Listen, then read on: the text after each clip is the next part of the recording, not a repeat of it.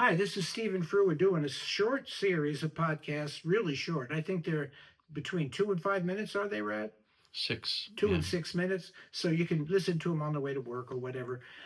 We just want to introduce you to the ideas, some of the ideas behind the scaffolding of marriage, and whet your appetite for a whole new way to imagine your own marriage longevity, your own antidote to senile relationships, your own pattern changing behavior regarding your weight, your interest, your future, your adult children, your job or career or creativity.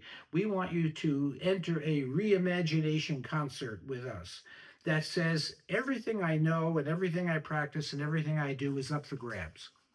That's what we're doing. That's what we're doing in our marriage, and that's what we're doing with the couples we work with.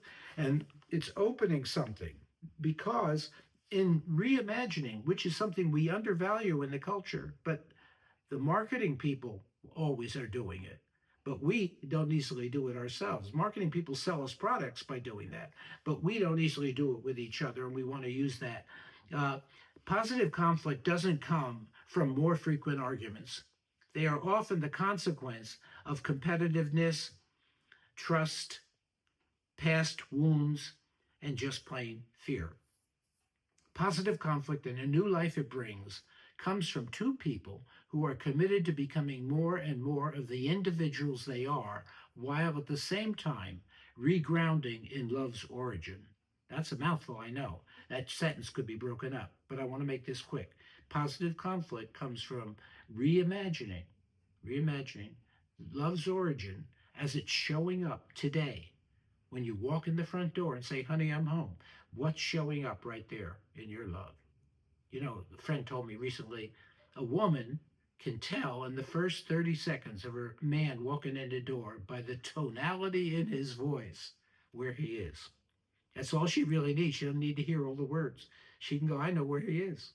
Now, that's kind of a chiller for me because, we think we're kind of put together and not review. I'm fine. No, I'm good. Yeah, that's all right. Everything's good. What's going on with you? We do that bullshit all day long. Woman can read right through it. So give up your imagination that you're not communicating when you're not communicating. You are communicating when you're not communicating. Love's origin, where we began, easily goes background as elementary life takes over. The first phase of scaffolding is the elementary phase. And that's based on the falling in love piece, what we call love's origin or the Big Bang, what the cosmic beginning of this relationship between two people. Let's look at a new way to describe a marriage trajectory which seen organically in phases, The dimming of energy around love's origin is not predestined. Love is not love which alters when it alteration finds, Shakespeare said. It simply needs attention, like any child, and curiosity more than anniversary flowers or Hallmark cards. Love needs attention. And that isn't date night, and that isn't a Hallmark card. That's to stop, look, and listen to what your partner just said, or to insist that your partner stop, looks, and listen to what you just said. That is to move back into the present over and over again. That is to know deep within you that what you're saying to your partner is based on love's origin. It isn't something that happened at the wedding 5 years ago.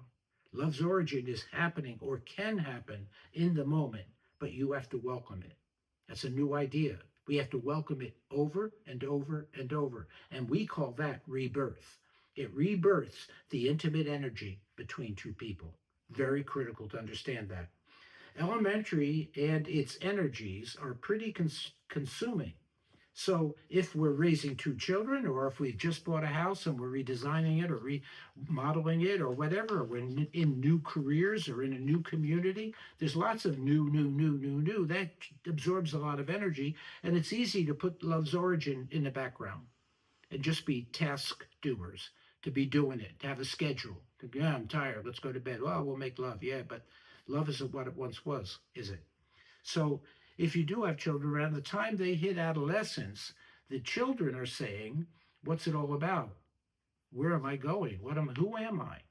And you're hitting midlife crisis. You're hitting 40s and 50s, and you're saying, who am I? Who is he? Who is she? What's happening there? Okay? This time tends towards questions, and questions are the courage of phase two, transitional. Notice elementary sets the stage. Transitional invites the questions, which opens the door to not only who am I, but who am I becoming and who do I want to be?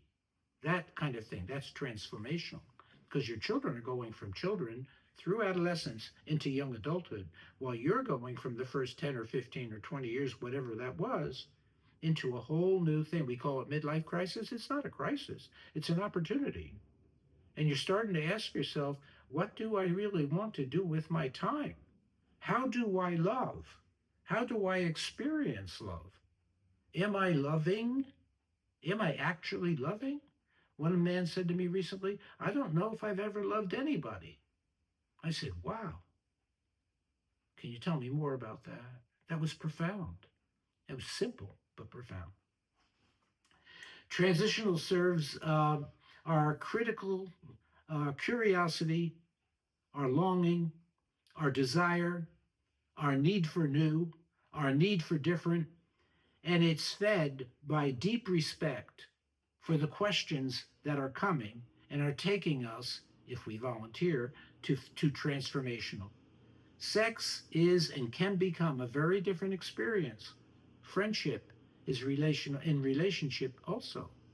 But where we really see change is in the individuation process.